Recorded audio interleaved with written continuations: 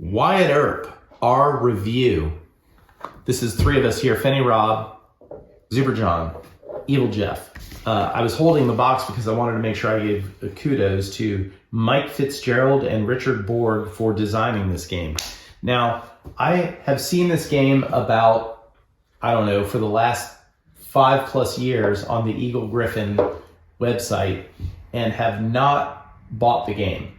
Then finally, this year during the Black Friday type sales, I decided to take a shot on it after I looked at the reviews, which were all positive.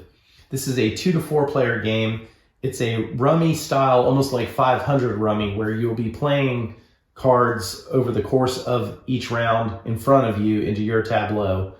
And then you have the added, I guess, majority area control type situation based on the number of points you have on the cards in front of you.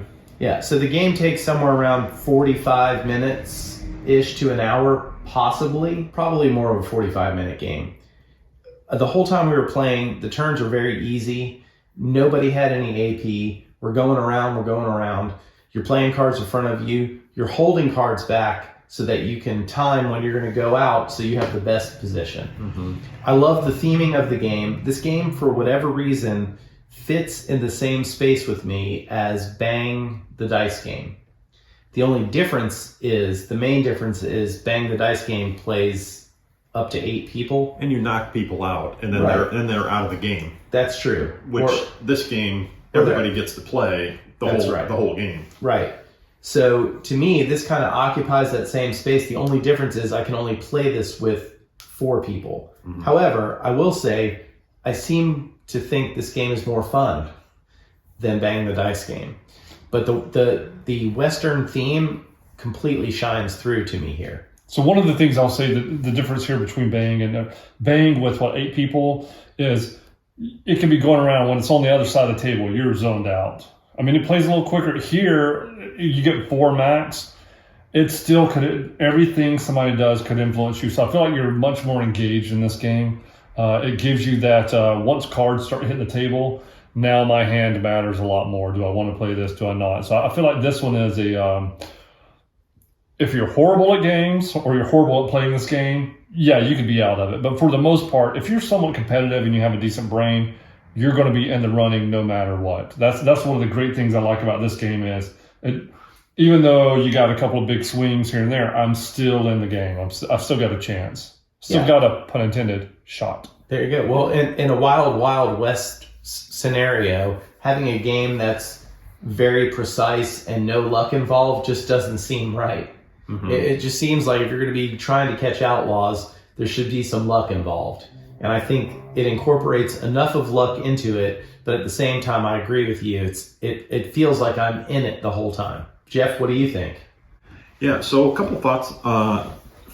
I would say that it was refreshing to bring a game like this to the table because it's rare that we play just card type games.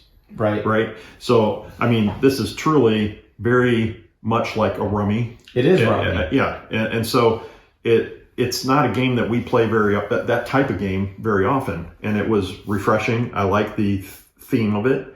Although for purposes of Western type games, Great Western Trails, Western Legends, those are great games.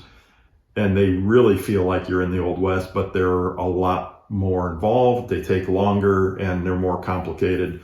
So this is more accessible for really anybody. This is a gateway game. This is not a hardcore gamer game, but it's still a lot of fun. The only criticism that I have on this is the colors. And on the cards, it would be nice if they were just a little bit more contrasty from each other.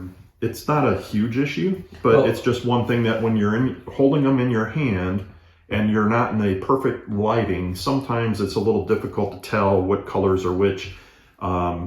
You have to look at, you can look at the titles. You look at the names. Yeah, the titles. But then you worry about font size. It's a common thing in games. Once you print them, they go a little bit darker. And that's what happened, I believe, is when they print it, everything comes out a little bit darker and the green isn't as bright of a green. The blue isn't.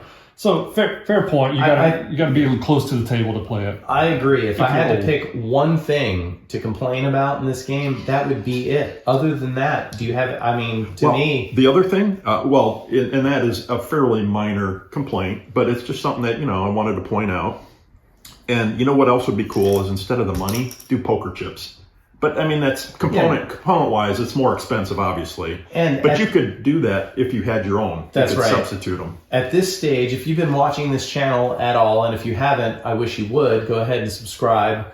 We have hundreds of game videos out there. But at this point in my game career, I have enough poker chips that are set aside for upgrading any game. So I have my poker chips. And a game that, this would really go good with poker chips. Oh, let's get the poker chips out. Right. We could totally do that. And I think you're right. So agree. The only thing is like with poker chips, the thrill of poker chips is I'm throwing them on the table, right? You can't do that here. You're stacking them and you're taking them back. So the ability of but the clays, you can stack them and they look like you're gonna fit the whole game in this box That as is it is. So that is the only other consideration. But if you have your own clay chips, that's great. Or use dollars, use cash from your own wallet, and then actually $1,000. Not that I'm endorsing gambling, but you could do that. If you're playing any kind of 18xx games or anything like that, you probably already have clays or other games have chips too. But anyway, other than the color or the chips, what about the gameplay? To me, is very tight. And what I really think shines here is, you're right, this is strictly a rummy game. We could play 500 rummy and score points and write them on a pad. At many times during the playing of this game, I forget that I'm playing rummy. I mean, I'm trying to get 3 cards in my hand so I can play down Butch Cassidy and get a share of the money on that. Well, the only other thing I point out to the viewers is, while yes, it is a rummy game at heart, it has a twist to it, which is the sheriff cards, which are a take that oftentimes kind of approach. So you can actually block people from scoring. Right, but there's only 2 of those cards in the deck, and I thought it was going to be more of a factor, but at the end of the day, I'm sorry, there's 3 hideout cards. There's 3 of them to be 3 total? Yeah, there's 3 a ton. total hideouts. I had 12 total in the last hand alone. No, you That's didn't. ridiculous. I had so many hideouts. The component list will tell you there's only 3 hideout cards. I feel like there's 7 in this deck. You got them all. It seemed like It's it. ridiculous. It seemed like and none of them score. They're awful. Well, there you go. The difference is, in order to win the hideout, you have to flip over to get a successful result. It's luck-based, yeah. And even though there's more cards with the bullet hole than not, it's still not given. And in fact, as we will show in our playthrough, which I'll put a link up here to. Yeah, I think he shot blanks unsuccessful like 3 times. Yeah. Or 4. How dare you? Yeah, I mean, I will have to say, if you have not checked this game out and you at all like a Western theme, this is an underrated gem that I never knew about. I would never have thought by the cover art this would be a game I would enjoy. Yeah, if you can pick this up for under $15, deal. Grab it in a heartbeat for sure. Yeah, for $10. There are several games that I've spent $25 or $30 on that, I mean, the cards are super nice. Yeah, normally they're this very would definitely good linen. be more than a $10 game. Yeah, this would be at least a $25 game. Yeah. It's old. Yeah. So it's still fun. Yeah. Oh, it's great. I mean, it's not the kind of game that we would play all the time, but it's nice to break it out once in a while. Oh, it's a perfect beer. When they say beer and pretzels game, perfect. Yeah. Yeah. To me, this game's an 8 out of 10 for what it purports to be, and I couldn't be any higher on this. This is really, really good for the amount of strategy, time it takes, and just fun factor. Yeah. Very well done. And, both of these designers have gone on to do other things and been highly lauded for them. And I think that shows you that a good designer shines throughout many games. Right. So they're not one-hit wonders. Yeah. If you haven't seen this one, I would highly recommend checking it out. Wyatt Earp, Thank you for watching. Please like this video and subscribe to the channel. Pew pew.